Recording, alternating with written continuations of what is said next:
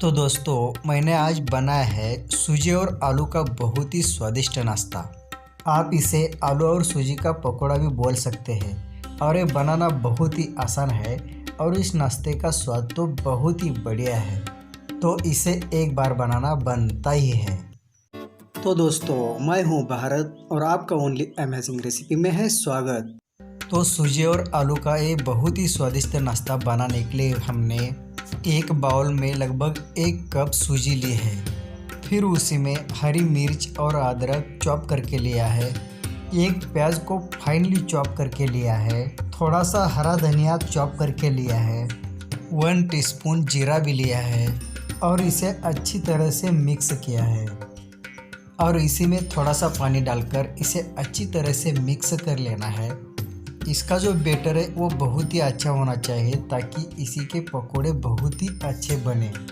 और इसे मिक्स करते समय इसी में आवश्यकता के अनुसार पानी ले लीजिए और इसे अच्छी तरह से मिक्स कर लीजिए। तो इसे मिक्स करने के बाद इसी में मैं 2 उबाले हुए आलू को अच्छी तरह से मैश किया है उसी को डाल रहा हूँ और इसे डालने के बाद इसे अच्छी तरह से मिक्स कर लेना है। तो मैंने इसे अच्छी तरह से मिक्स किया है।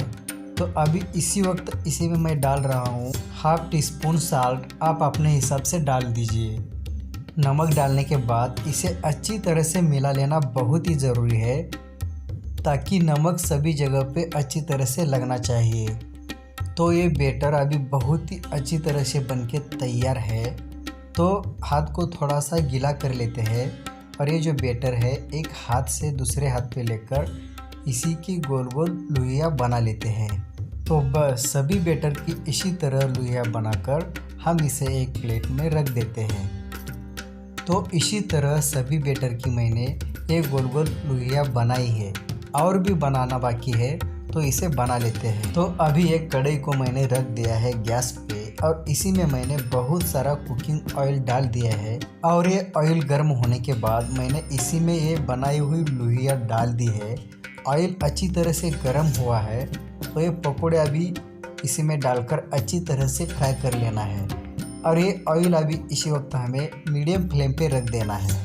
तो मीडियम फ्लेम पे इस पकोड़े को लगभग 5 मिनट के लिए अच्छी तरह से गोल्डन ब्राउन कलर आने तक भून देना है।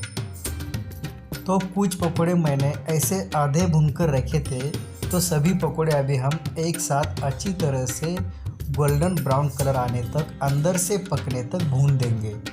तो अभी आप ये देख लीजिए ये पकोड़े कितनी अच्छी तरह से भून रहे हैं और इन्हें गोल्डन ब्राउन कलर आ रहा है। तो इन पकोड़े को हम और थोड़ी देर के लिए अच्छी तरह से भून लेते हैं तो ये बहुत ही अच्छे टेस्टी स्वादिष्ट बनके तैयार होंगे। तो इसी तरह ये पकोड़े को अच्छी तरह से गोल्डन ब्राउन कलर आ चुका है और ये अंदर से भी बहुत ही अच्छी तरह से पक चुके हैं। तो ये देख लीजिए ये पकोड़े कितनी अच्छी तरह से बनके तैयार हैं और ये पकोड़े टेस्ट के लिए बहुत ही अच्छे होते हैं। और ये पकोड़े मैंने सिर्फ आलू और सूजी से बनाए हैं। अगर दोस्तों ये आलू और सूजी के पकोड़े आपको अच्छे लगे हैं तो मेरे चैनल को लाइक कीजिए, सब्सक्राइब कीजिए और आगे जो बेल आइकन का बटन है उसे प्रेस भी कीजिए। धन्यवाद।